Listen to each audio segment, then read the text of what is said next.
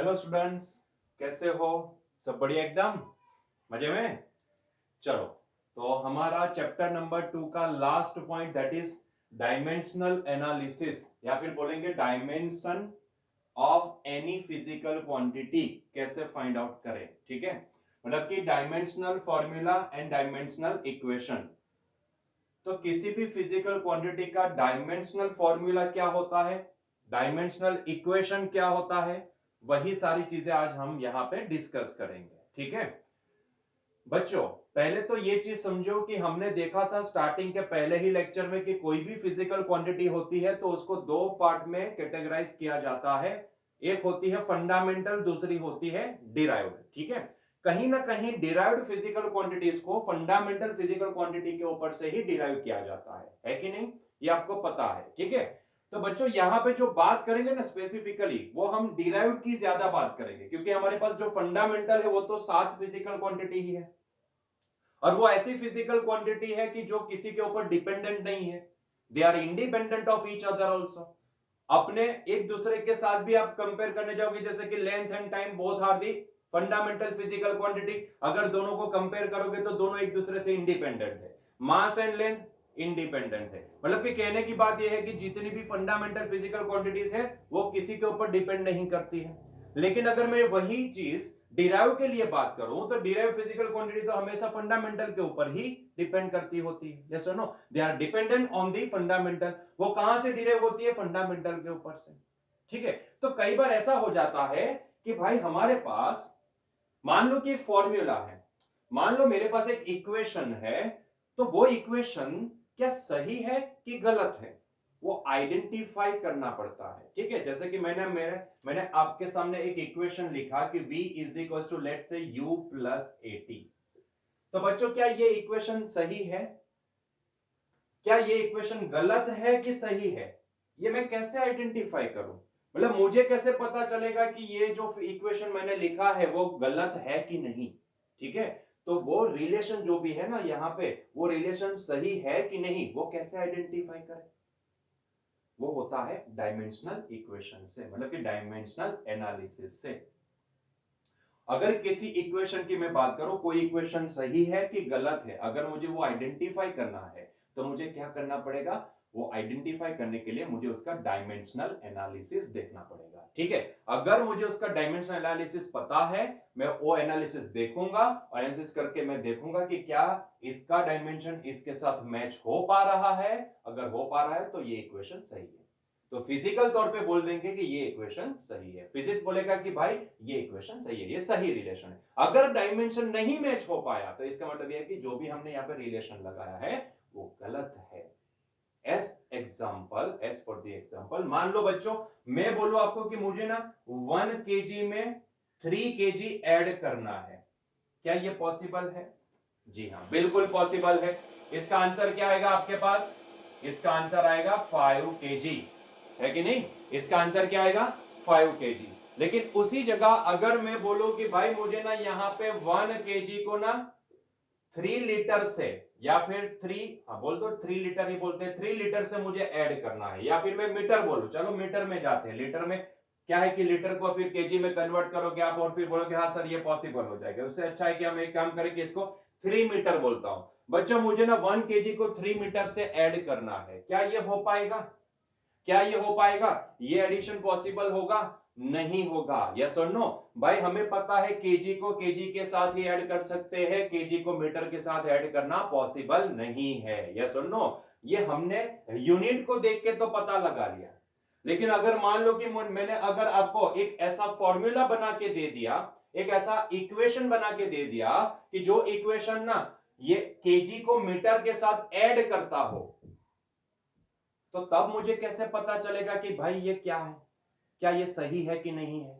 आ रही बात समझ में? अगर पीछे यूनिट लिखा लिखा होता तो आप उसको आइडेंटिफाई कर पाते कि भाई हाँ, ये आइडेंटिफाई हमने कर लिया कि भाई ये तो केजी है, ये तो मीटर है, it is not possible to add them, ये ऐड होना पॉसिबल नहीं है। यस और नो? लेकिन अगर मान लो मैंने यही सारी चीज ना एक फॉर्मूला से रिप्रेजेंट कर दी, जैसे कि ये इक्वेशन मैंने लिखा है, तो ऐसा एक इक्वेशन मैंने लिख दिया, और वो इक्वेशन में घुमा फिरा के मैंने क्या लिखा, वहां पे घुमा फिरा के यही लिखा कि भाई 1 केजी मीटर के साथ ऐड हो रहा है, ठीक है। तो आप कैसे आइडेंटिफाई करोगे कि भाई वो इक्वेशन सही है कि गलत है, ठीक है। वहां पे यूनिट तो लिखा नहीं होगा, जैसे कि यहाँ पे मैंने एक इक्वेशन लिखा है v is equal to u plus 80। यहाँ पे क्या मैंने कहीं पे भी यूनिट लिखा है कि भाई इसका यूनिट ये है, इसका यूनिट ये है, इसका यूनिट है, ये इसका यूनिट ये है? नहीं, मैंने यूनिट नहीं लिखा, मैंने सिर्फ एक इक्वेशन लिखा है। यहाँ पे u की वैल्यू कोई भी हो सकती है, a की वैल्यू कुछ भी हो सकती है, t की वैल्यू कुछ भी हो सकती है, v की वैल्यू एनीथिंग हो सकती है, ठीक है। तो ऐसे टाइम पे जब यूनिट नहीं लिखा होता है, तब भाई ये इक्वेशन सही है कि नहीं है? कहीं ऐसा तो नहीं है कि यहाँ पे ये 1 केजी हो जाएगा, ये कुछ केजी में आ जाएगा, ये कुछ जो भी है वो, एज फॉर द एग्जांपल बोल रहा हूं, हाँ। कोई ऐसा तो नहीं है कि भाई ये वाली जो है, चलो छोड़ो, नहीं तो बोलोगे सर ये तो वेलोसिटी और आप उसको केजी के साथ कैसे कंपेयर करते हो। चलो छोड़ो, एक और इक्वेशन लेते हैं। मान लो कि मैंने ना एक इक्वेशन लिखा c is equals to a plus B, ठीक है। मैंने ऐसा इक्वेशन लिख दिया c is equals to a plus B. अभी बच्चों बताओ कि क्या ये इक्वेशन सही है कि नहीं है? जब तक मुझे ये नहीं पता चलता है कि भाई a क्या है, b क्या है, या फिर उसका यूनिट अगर मुझे यहाँ पे लिखा होता तो मैं बता देता कि भाई ये इक्वेशन सही है कि नहीं है, यस और नो। लेकिन अगर मान लो कि मैंने यूनिट नहीं लिखा है, तो अब इसको कैसे आइडेंटिफाई करोगे कि भाई ये इक्वेशन सही है कि नहीं है? ठीक है। हो सकता है कि ये a का वैल्यू केजी में आ जाए, हो सकता है कि b का वैल्यू मीटर में आ जाए। अगर ये केजी में आ जाए, ये मीटर में आ जाए, तो बच्चों इसका एडिशन तो पॉसिबल होगा ही नहीं, यस और नो। तो उस हिसाब से देखा जाए तो ये सी रिप्रेजेंट हो ही नहीं पाएगा, सी का अस्तित्व ही नहीं है फिजिक्स में, यस और नो। हम बनाने चले थे एक फिजिकल क्वांटिटी जिसमें ना हम केजी को मीटर के साथ ऐड करना चाहते थे, हाउ इट्स पॉसिबल? ये पॉसिबल नहीं होगा, यस और नो। तो भाई अगर यूनिट लिखा होता तो मैं आइडेंटिफाई आसानी से कर पाता, लेकिन अगर यूनिट है ही नहीं, तो फिर ऐसे इक्वेशन को अगर मुझे आइडेंटिफाई करना हो कि क्या ये इक्वेशन एग्जिस्ट करेगा कि नहीं करेगा, क्या ये इक्वेशन रॉन्ग है कि सही है, वो कैसे मैं कर पाऊंगा? वो मैं डायमेंशनल एनालिसिस से कर पाऊंगा, ठीक है। तो फिजिक्स के अंदर कोई भी इक्वेशन आए, कोई भी इक्वेशन, ठीक है, फिजिकल क्वांटिटी को रिप्रेजेंट करने वाला या फिर किसी की वैल्यू निकालने वाला कोई भी इक्वेशन आए, जैसे कि वेलोसिटी का इक्वेशन है, velocity v is equal to क्या होता है? Velocity v is equal to displacement upon time होता है, ठीक है। तो क्या ये इक्वेशन सही है? क्या ये इक्वेशन सही है? इसको आइडेंटिफाई करने का काम कौन करता है? डायमेंशनल एनालिसिस करता है, ठीक है। हम डायमेंशनल एनालिसिस से क्या पता लगा सकते हैं कि भाई कोई भी इक्वेशन हमें प्रोवाइड किया गया है, वो इक्वेशन क्या सच में एग्जिस्ट करेगा कि नहीं करेगा, क्या वो रॉन्ग है कि सही है, ठीक है। वो आइडेंटिफाई करने का काम करता है डायमेंशनल एनालिसिस, ठीक है। क्लियर है पॉइंट? डायमेंशनल एनालिसिस क्यों करना पड़ता है हमें? It is very important point. Dimensional analysis बहुत ही इंपॉर्टेंट पॉइंट होता है। एनालिसिस हम ये पता लगा सकते हैं कि कोई भी इक्वेशन एग्जिस्ट करेगा कि नहीं करेगा, क्या सच में ये इक्वेशन का एग्जिस्टेंस है कि नहीं है, वो सारी चीजें हम कहां से पता लगा सकते हैं? डायमेंशनल एनालिसिस से, ठीक है। तो यहां पे आज देखने वाले हैं डायमेंशन होता क्या है, डायमेंशन कैसे शो किया जाता है, ठीक है।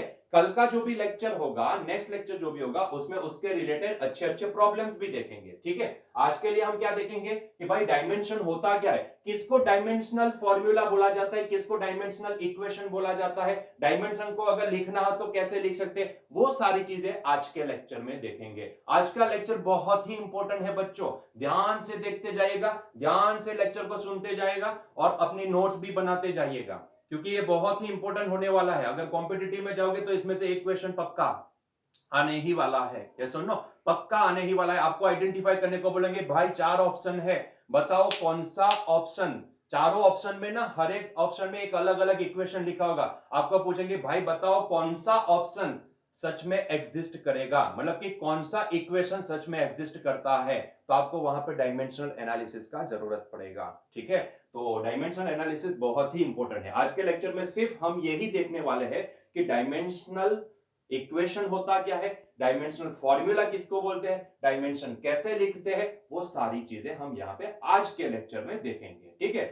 मैं सिर्फ आज एक ही लेक्चर में आपको ये सारी चीजें बताने वाला हूं, ठीक है। इसके रिलेटेड जो भी इक्वेशंस के रिलेटेड जो भी हमारे एग्जांपल्स होंगे वो सारे हम नेक्स्ट लेक्चर में देखेंगे, उसको शांति से देखेंगे। आज का लेक्चर सिर्फ इंट्रोडक्टरी होगा डायमेंशनल एनालिसिस के लिए, जिसको आपको ध्यान से फॉलो करते जाना है, ठीक है, ध्यान से देखते जाओ, उसकी नोट्स बनाते जाओ और समझते जाओ कि क्या है।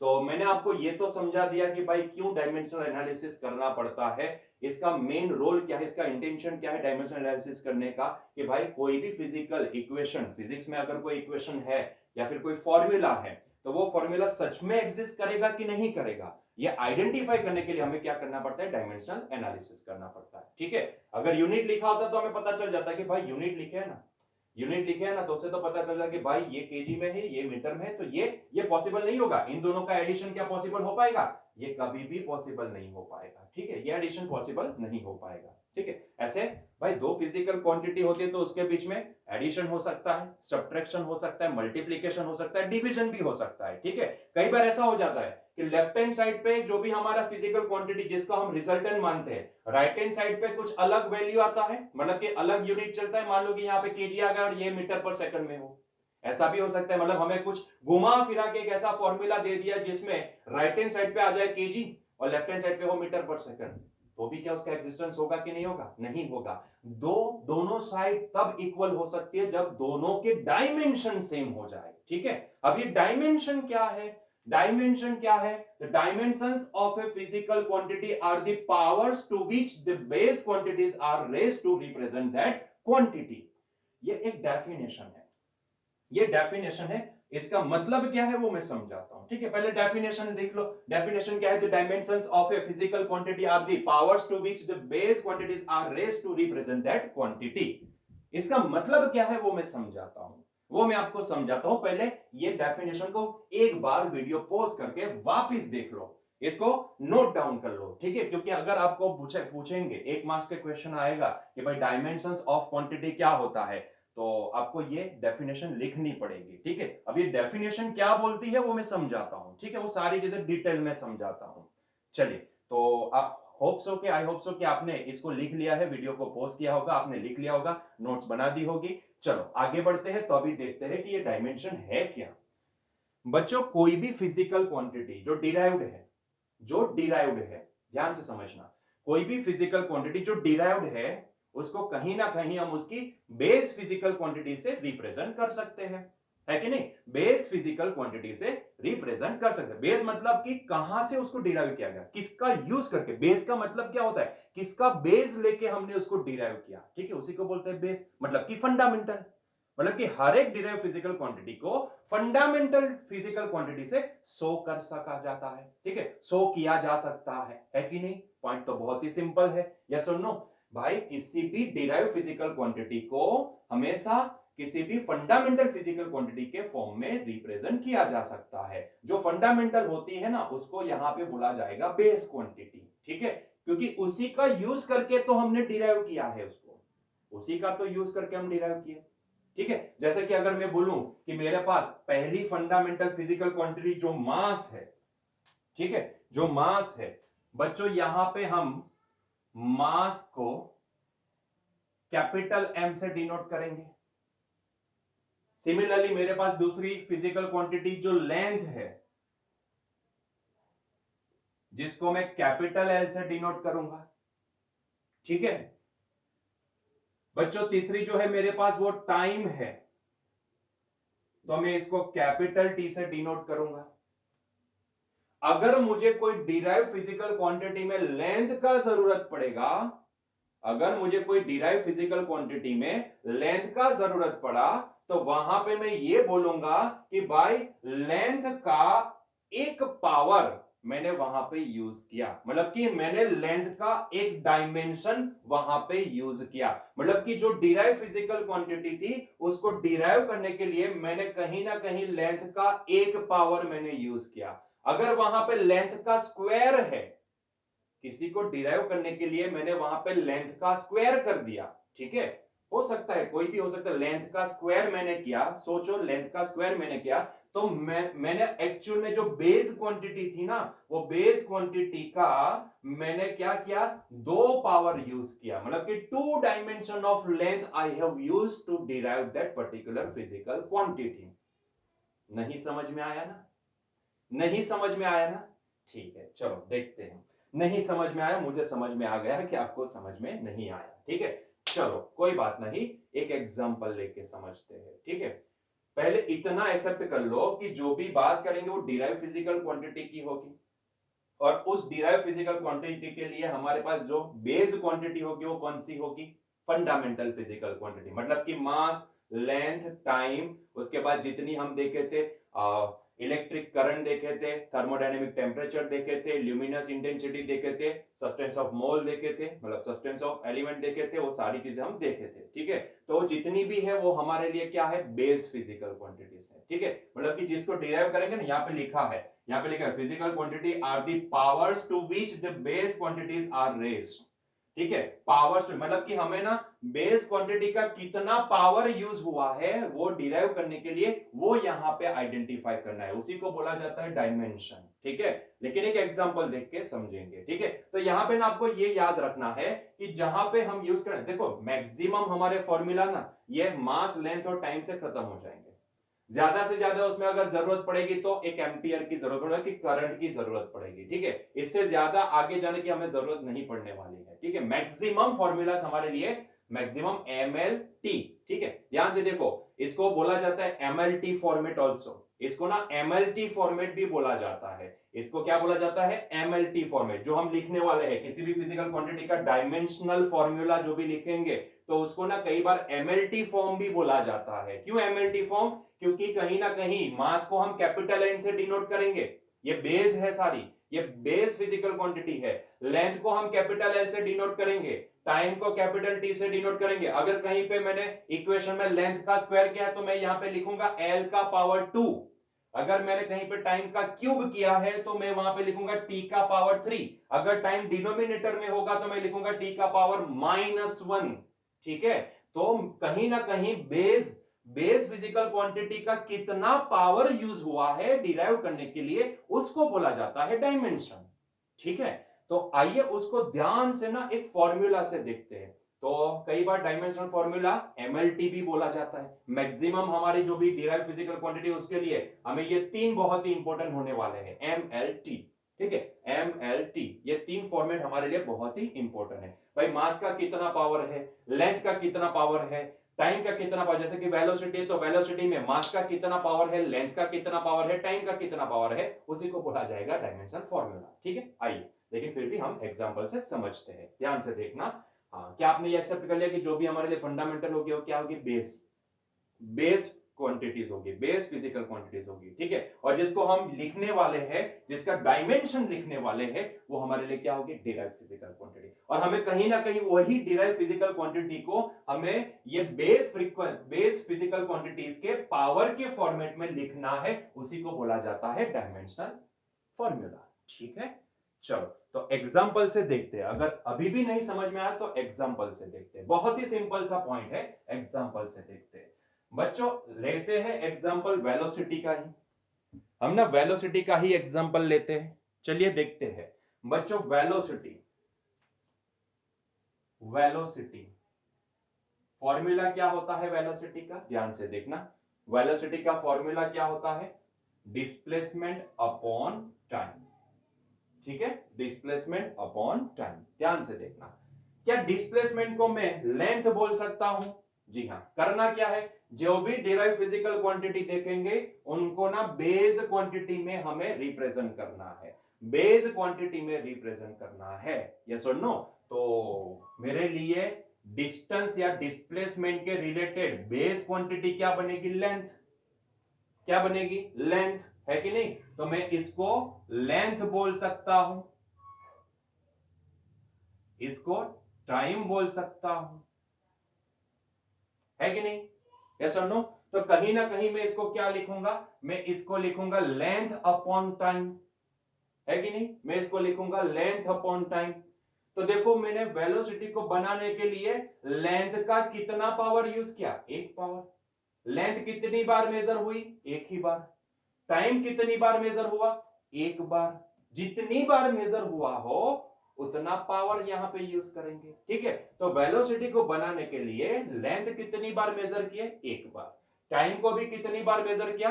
एक बार। ध्यान से देखना, तो मैं क्या लिखूंगा इसके लिए? ध्यान से देखना, मैं इसको लिखूंगा, इसको मैं ऐसे लिखूंगा, it is nothing but equal to, length को हम कैपिटल एल से डिनोट करेंगे, तो एल का कितना पावर? 1 पावर, ठीक है, क्योंकि एक ही बार लेंथ मेजर करना है, ठीक है, वेलोसिटी को बनाना है तो आपको लेंथ को एक ही बार मेजर करना है, तो ये हो गया l टू दी पावर 1।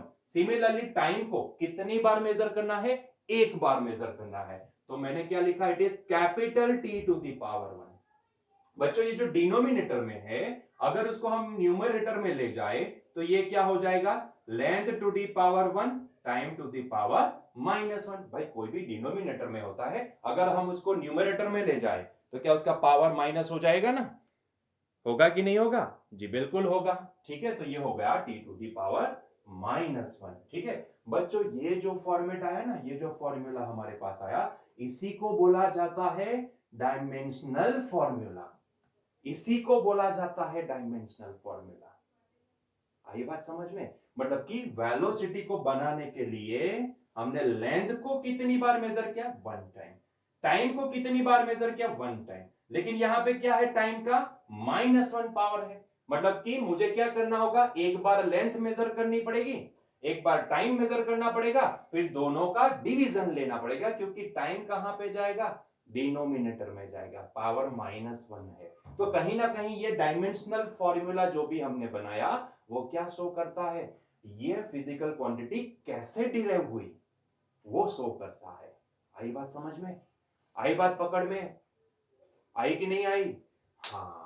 तो ये जो बच्चों है ना, ये इसको ब्रैकेट में इसका डायमेंशनल फॉर्मूला हमने लिखा ना, तो इसके लिए मैं इसके साथ में ब्रैकेट लगाऊंगा। जब भी मैं किसी फिजिकल क्वांटिटी को ऐसे स्क्वायर ब्रैकेट में शो करूं तो इसका मतलब ये है कि कहीं ना कहीं यहां पे जो लिखा होगा वो उसका क्या होगा, डायमेंशनल फॉर्मूला होगा, ठीक है, कहीं ना कहीं डायमेंशनल फॉर्मूला होगा। तो ये इंडिकेशन है, ये एक इंडिकेशन है, जब भी मैं किसी फिजिकल क्वांटिटी को स्क्वायर ब्रैकेट में लिखूं तो उसका मतलब ये होता है कि कहीं ना कहीं इसके बाद जो मैंने लिखा है वो क्या है, इसी फिजिकल क्वांटिटी का डायमेंशनल फॉर्मूला है। तो बच्चों ये जो मेरे पास है ना, l to the power 1 t to the power -1, इसको बोला जाता है डायमेंशनल फॉर्मूला। ये जो है ये मेरे लिए क्या है, डायमेंशनल फॉर्मूला, डायमेंशनल फॉर्मूला, ठीक है, डायमेंशनल फॉर्मूला। और बच्चों यहां पे जो पूरा इक्वेशन जो बना ना, यहां से v से लेके यहां तक का ये जो टोटल इक्वेशन जो बना ना, ये टोटल इक्वेशन, इसको बोला जाता है डायमेंशनल इक्वेशन, डायमेंशनल इक्वेशन, ठीक है। तो आई बात समझ में, किसको डायमेंशनल फॉर्मूला बोलते हैं एंड किसको डायमेंशनल इक्वेशन बोलते हैं। ये जो हमने l to the power 1 t to the power -1 लिखा, इसको बोला जाता है डायमेंशनल फॉर्मूला ऑफ वेलोसिटी।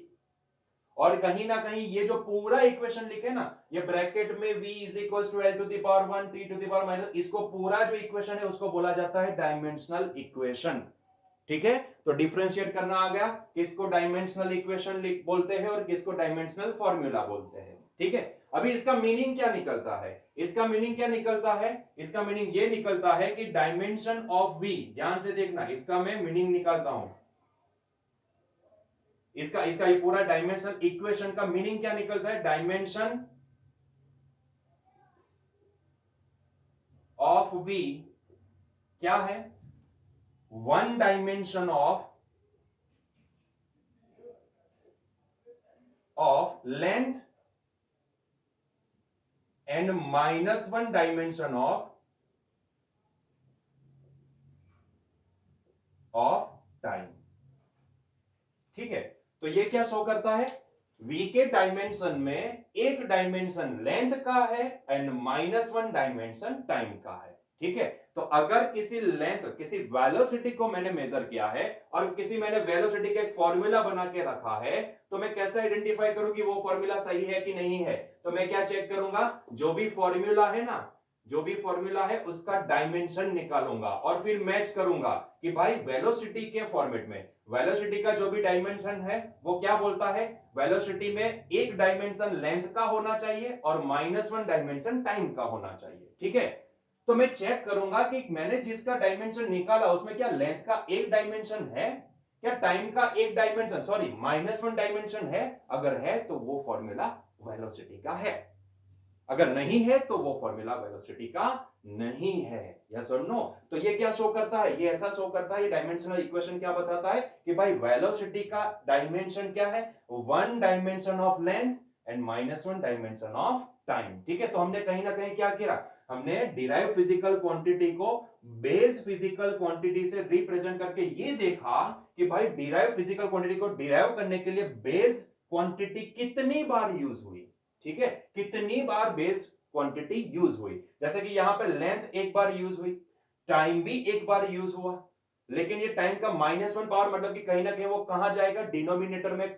मतलब कि लेंथ को हमने टाइम से डिवाइड किया, तब जाके मुझे ये वेलोसिटी मिली। क्लियर है पॉइंट? तो इसी को बोला जाता है डायमेंशनल इक्वेशन। इतना लिखे, इसको बोलेंगे डायमेंशनल फॉर्मूला, एंड पूरा इक्वेशन देखोगे तो इसको क्या बोलेंगे, डायमेंशनल इक्वेशन। देखो, एक होता है फिजिकल इक्वेशन जिसका यूज करके आप वैल्यू वगैरह निकालते हो, एंड एक होता है डायमेंशनल इक्वेशन कि जिसका यूज करके आप चेक करते हो कि क्या वो सच में ये फॉर्मूला का एग्जिस्टेंस है कि नहीं है। यस और नो? ये आप चेक कर पाते हो, तो उसके लिए हमें चाहिए डायमेंशनल इक्वेशन। क्लियर है पॉइंट? बहुत ही सिंपल पॉइंट है, बहुत ही सिंपल है।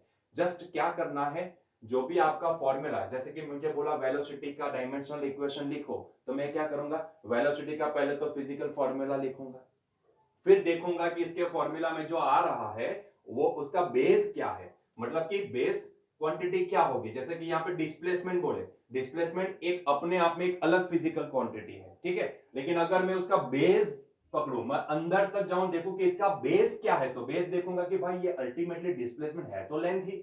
मतलब कि मैंने क्या देखा, ये तो लेंथ है, ये क्या देखा, ये तो टाइम है। दोनों की बेस क्या निकली, लेंथ एंड टाइम।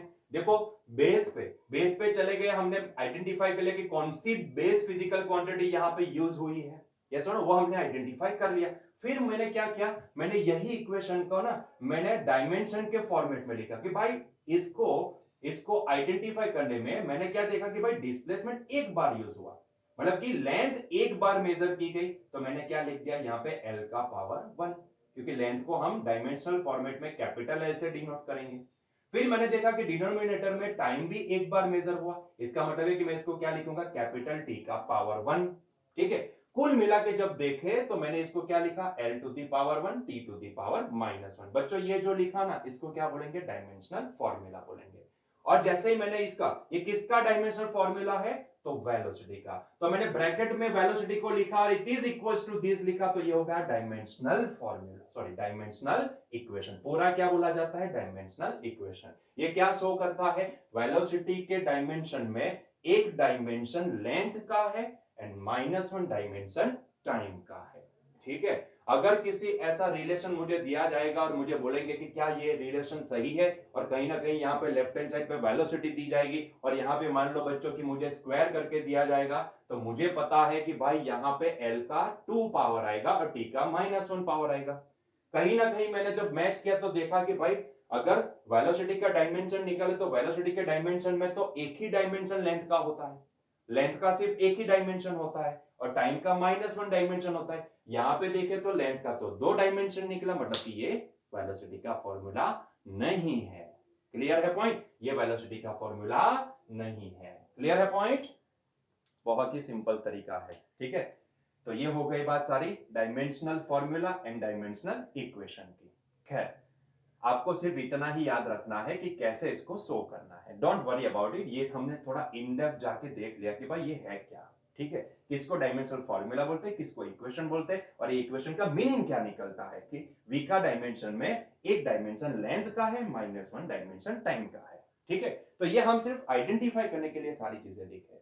तो आई होप सो कि आपको ये समझ में आ गया कि डायमेंशनल इक्वेशन किसको बोलते हैं, डायमेंशनल फॉर्मूला किसको बोलते हैं, क्यों एनालिसिस करते हैं वो मैंने समझा दिया कि कोई हमें जो दिया गया कोई इक्वेशन है, क्या वो सच में फिजिकल तौर पे एग्जिस्ट करेगा कि नहीं करेगा, उसको आइडेंटिफाई करने के लिए हम क्या यूज करते हैं, डायमेंशनल फॉर्मूला। ठीक है, क्लियर है पॉइंट? चलो एक और एग्जांपल लेते हैं, एक और एग्जांपल लेते हैं, तसल्ली के लिए एक और एग्जांपल ले लेते हैं ताकि हम समझ पाए। हमें सिर्फ इतना ही देखना है, मुझे कोई भी फिजिकल क्वांटिटी दी जाएगी ना, तो उसमें मुझे सिर्फ डायमेंशनल इक्वेशन ही लिखना है, दैट्स इट। ठीक है, इतना आपको आना चाहिए, डायमेंशनल इक्वेशन लिखना आपको आना चाहिए। ठीक है, बाकी उसमें क्या कर रहे हैं वो सारी चीजें आपको समझ में आ गई है। ठीक है, चलो तो एक और एग्जांपल लेते हैं बच्चों, मान लो एक और एग्जांपल, एक और एग्जांपल। इसको लिख लिए, पहले इसको लिख लो, वीडियो को पॉज करो, इसको छाप लो, उसके बाद आगे बढ़ते हैं। नोट्स बना दो जल्दी से इसकी। चलिए आई होप सो कि आपने लिख लिया है। चलिए तो आगे बढ़ते हैं। नेक्स्ट बच्चों, वेलोसिटी से आगे बढ़ के अगर मैं ये पूछूं कि बच्चों एक्सीलरेशन का डायमेंशनल इक्वेशन क्या होगा, एक्सीलरेशन का डायमेंशनल इक्वेशन क्या होगा, ठीक है देखते हैं, इसको भी मिटा देते हैं। एक्सीलरेशन का डायमेंशनल इक्वेशन क्या होगा, चलिए देखते हैं, शुरू करते हैं। एक्सीलरेशन, जिसको ए से डिनोट किया जाता है, ठीक है बच्चों। एक्सीलरेशन का डायमेंशनल इक्वेशन मुझे लिखने को बोले हैं। अच्छा, एक्सीलरेशन होता क्या है, तो वेलोसिटी बटे टाइम, ठीक है, या फिर change in velocity divide by change in time, ठीक है, delta we by delta T. लेकिन वो डेल्टा वाला फॉर्मूला ना नेक्स्ट चैप्टर में आएगा तो तब देखेंगे, अभी के लिए समझो कि वेलोसिटी अपॉन टाइम, ठीक है। ये है एक्सीलरेशन। क्या ये एक्सीलरेशन का फॉर्मूला है? जी हाँ, ये एक्सीलरेशन का फॉर्मूला है। अभी मुझे क्या बोला है कि भाई इसका डायमेंशनल इक्वेशन लिखो, किसका? एक्सीलरेशन का। एक्सीलरेशन का डायमेंशनल इक्वेशन लिखो, मतलब कि मुझे क्या करना है, पहले तो एक्सीलरेशन को ना बेस फिजिकल क्वांटिटी में शो करना है। पहले तो बेस फिजिकल क्वांटिटी बनाओ, क्योंकि मुझे कहीं ना कहीं ये दिखा के देना है, ये यहां पे बताना है कि भाई मैंने जब एक्सीलरेशन बनाया ना, तब वहां पे लेंथ कितनी बार मेजर हुई, टाइम कितनी बार मेजर हुआ, अगर मास मेजर हुआ है तो मास कितनी बार मेजर हुआ, वो सारी चीजें मुझे यहाँ पे दिखानी पड़ेगी। इसी को तो डायमेंशनल इक्वेशन बोलते हैं। तो मैं क्या करूंगा, पहले तो कोशिश मेरी यही रहेगी कि मैं एक काम करूं कि वेलोसिटी, देखो टाइम तो खुद एक बेस क्वांटिटी ही है, ठीक है, ये तो टाइम एक खुद एक बेस क्वांटिटी है, दिस इज द टाइम, ठीक है, this is the time which is itself is a base quantity, ठीक है, वो एक फंडामेंटल ही है। वेलोसिटी फंडामेंटल है क्या? नहीं है, वेलोसिटी फंडामेंटल नहीं है। तो मैं पहली मेरी यही कोशिश रहेगी कि ये वेलोसिटी को मैं कहीं ना कहीं फंडामेंटल में कन्वर्ट करने की कोशिश करूं, ठीक है, मतलब कि मैं इन शॉर्ट बोलूं तो वेलोसिटी को मैं उसका जो फॉर्मूला है उस फॉर्मूला को शो करूं, ठीक है, उसका अगर रिड्यूस फॉर्मूला हो सकता है तो उसको मैं रिड्यूस करने की कोशिश करूं, ठीक है।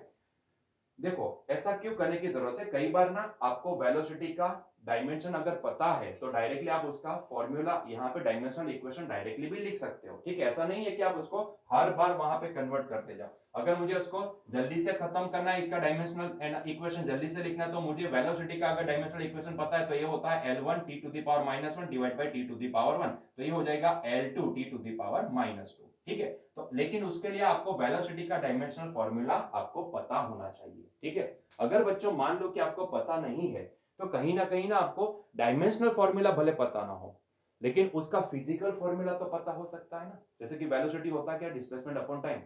शायद आप भूल जाओ कि L to the power 1 t to the power -1 उसका डायमेंशनल इक्वेशन है, शायद आप भूल जाओ, लेकिन एटलीस्ट वेलोसिटी क्या होती है उसका फॉर्मूला, जो फिजिकल फॉर्मूला है वो तो आपको याद होगा ही होगा।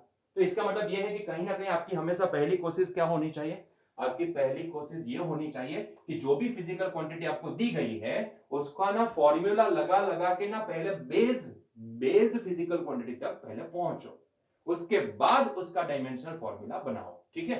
तो मैं क्या करूंगा, क्योंकि यहां पर टाइम तो खुद एक बेस फिजिकल क्वांटिटी है ही, वेलोसिटी नहीं है, तो मैं क्या करूंगा, वेलोसिटी को पहले बेस फिजिकल क्वांटिटी में कन्वर्ट करूंगा। तो मैंने क्या लिखा, वेलोसिटी का सीधा फॉर्मूला लगा दिया। वेलोसिटी होती क्या है, डिस्टेंस अपॉन या फिर displacement upon time divide by time. देखो ये टाइम डिनोमिनेटर में चला गया तो ये क्या हो गया, डिस्प्लेसमेंट अपॉन टाइम का स्क्वायर। अभी डिस्प्लेसमेंट क्या वो बेस है, बेस फिजिकल क्वांटिटी है? जी हां, डिस्प्लेसमेंट मतलब की लेंथ, तो वो बेस फिजिकल क्वांटिटी है। तो मैंने लिख दिया कि हाँ भाई ये तो लेंथ हो गई, ये जी हाँ ये भी टाइम हो गया, ठीक है। तो मतलब ये कि अभी सारी चीजें ना बेस फिजिकल क्वांटिटी में आ चुकी है। तो अभी सीधा इसका फॉर्मूला लगाते हैं, ठीक है। देखो लेंथ कितनी बार मेजर हुई, एक बार, डी है ना, सिंपल सिर्फ एक डी है, तो लेंथ एक बार मेजर हुई तो मैं लिखूंगा एल का 1 पावर। टाइम कितनी बार मेजर हुआ, 2 बार, तो मैं डिनोमिनेटर में लिखूंगा टी का स्क्वायर। तो अल्टीमेटली बच्चों देखो एक्सीलरेशन का डायमेंशनल इक्वेशन क्या आया, dimensional equation of acceleration is nothing but equal to L to the power 1 t to the power -2। क्यों t टू द पावर -2? क्योंकि t टू द पावर 2 को जो डिनोमिनेटर में उसको कहां पे लिखा है हमने, न्यूमरेटर में लिखे। ठीक है, ये कंपलसरी है, उसको न्यूमरेटर में ही लिखना है, इसीलिए हमने t टू द पावर -2 लिखा। क्लियर है? तो देखो एक्सीलरेशन का डायमेंशनल इक्वेशन क्या बना, एक्सीलरेशन का डायमेंशनल इक्वेशन बना L to the power 1 t to the power -2। कई बार बच्चों इसको ना MLT फॉर्मेट में लिखा जाता है, मतलब कि अगर मास प्रेजेंट नहीं है फिर भी मास का एब्सेंस भी यहां पे लिखा जाता है। मतलब कि यहां पे एक्सीलरेशन को निकालने के लिए मुझे कोई मास की जरूरत नहीं है, लेकिन फिर भी वहां पे मास एब्सेंस है, मास यहां पे एब्सेंट है, तो उसकी एब्सेंस यहां पे दिखाई जाती है। ठीक है, कई बार बोलते हैं कि एक्सीलरेशन का डायमेंशनल इक्वेशन लिखो MLT फॉर्मेट में, हमने तो लिखा सिर्फ LT फॉर्मेट में।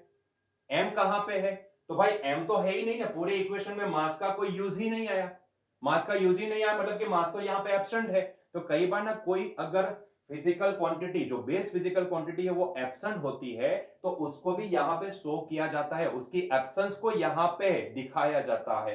तो वो टोटल अगर मुझे फाइनल लिखना हो आंसर, तो मैं क्या लिखूंगा, मैं फाइनल आंसर इसको लिखूंगा m to the power 0 L to the power 1 t to the power -2। ये m का जीरो पावर क्या इंडिकेट करता है कि भाई जब भी एक्सीलरेशन का मेजरमेंट लेना पड़ेगा ना, तब मास का कोई यूनिट नहीं है, मतलब कि मास का डायमेंशन 0 है, मतलब कि you don't have to measure the mass while you are measuring the acceleration। ठीक है, तो ये कहीं ना कहीं एब्सेंट ऑफ मास, मास की जो एब्सेंस है ना यहाँ पे, वो कहीं ना कहीं ये शो करती है कि एक्सीलरेशन को मेजर करने के लिए आपको मास के ऊपर फोकस करने की जरूरत नहीं है। Forget about the mass, only length and time के ऊपर फोकस करो।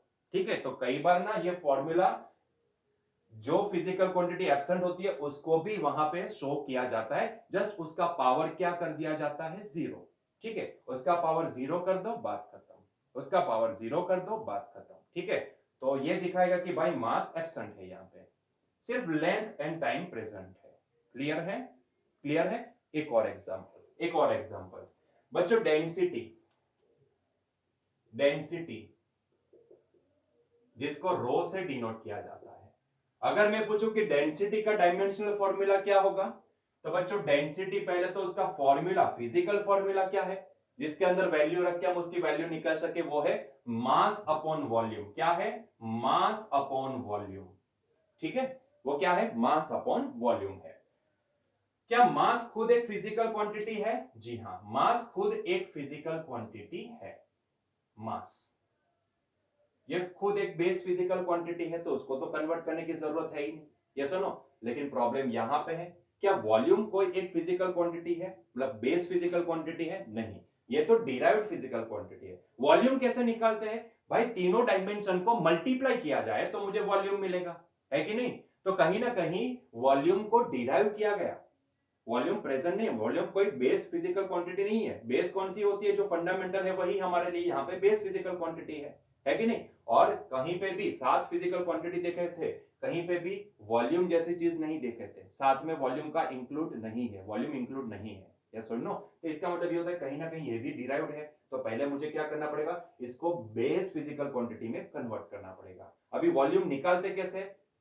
तीनों डायमेंशन का मल्टीप्लीकेशन। अगर मैं क्यूब का वॉल्यूम निकालने को बोलूं तो आप क्या करोगे? Length multiply by length multiply by length, क्योंकि क्यूब के लिए लेंथ, ब्रेथ एंड विड्थ तीनों क्या है? लेंथ ही है कि नहीं?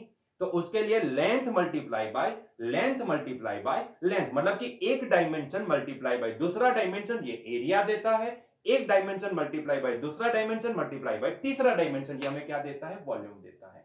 तो कहीं ना कहीं मैं क्या इसको वॉल्यूम को लेंथ का क्यूब लिख सकता हूं क्या? मान लो कि एक डायमेंशन जो भी मेजर करेंगे वो क्या होगी? अल्टीमेटली तो लेंथ ही होगी ना, अल्टीमेटली वो लेंथ होगी। तो मैं क्या करूं, ये जो वॉल्यूम है, वॉल्यूम को लेंथ का स्क्वायर भी तो बोल सकता हूं, तो इट इज ना, सॉरी, लेंथ का क्यूब भी तो बोल सकता हूं, तो it is nothing but L cube. अभी देखो, मास खुद एक फिजिकल बेस फिजिकल क्वांटिटी है, लेंथ भी एक बेस फिजिकल क्वांटिटी हो गई, मतलब कि दोनों बेस फिजिकल क्वांटिटी हो गई, है कि नहीं? तो अभी इसका डायमेंशनल इक्वेशन बन सकता है। ठीक है, हमने क्या किया, वॉल्यूम को ना बेस फिजिकल क्वांटिटी में शो कर दिया। ठीक है, तो चलो अभी इसका डायमेंशनल फॉर्मूला लिखते हैं। देखो मास कितनी बार मेजर हुआ, एक बार, तो मास का पावर क्या, m1। अच्छा, लेंथ कितनी बार मेजर हुई, 3 बार, तो L का पावर कितना, 3। तो बताओ बच्चों, ये जो रो है, डेंसिटी है, उसका डायमेंशनल इक्वेशन क्या बनेगा? रो का डायमेंशनल इक्वेशन बनेगा मास का 1 पावर, लेंथ का ऊपर ले जाओगे तो -3 पावर। क्या यहां पे टाइम को मेजर करने की जरूरत पड़ी? नहीं पड़ी। डेंसिटी को मेजर करने के लिए टाइम की क्या जरूरत है, कभी भी मेजर कर लो, कोई जरूरत नहीं है उसकी। ठीक है, तो यहां पे टाइम एब्सेंट है, लेकिन एब्सेंट को भी यहां पे शो करेंगे तो ये क्या लिखा जाएगा, टी का 0 पावर, है कि नहीं? टी का 0 पावर। तो डेंसिटी का डायमेंशनल इक्वेशन क्या बना, m1 l - 3 t 0। क्लियर है पॉइंट? क्लियर? पक्का? आया समझ में सबको, है कि नहीं? क्लियर हुआ कि नहीं हुआ?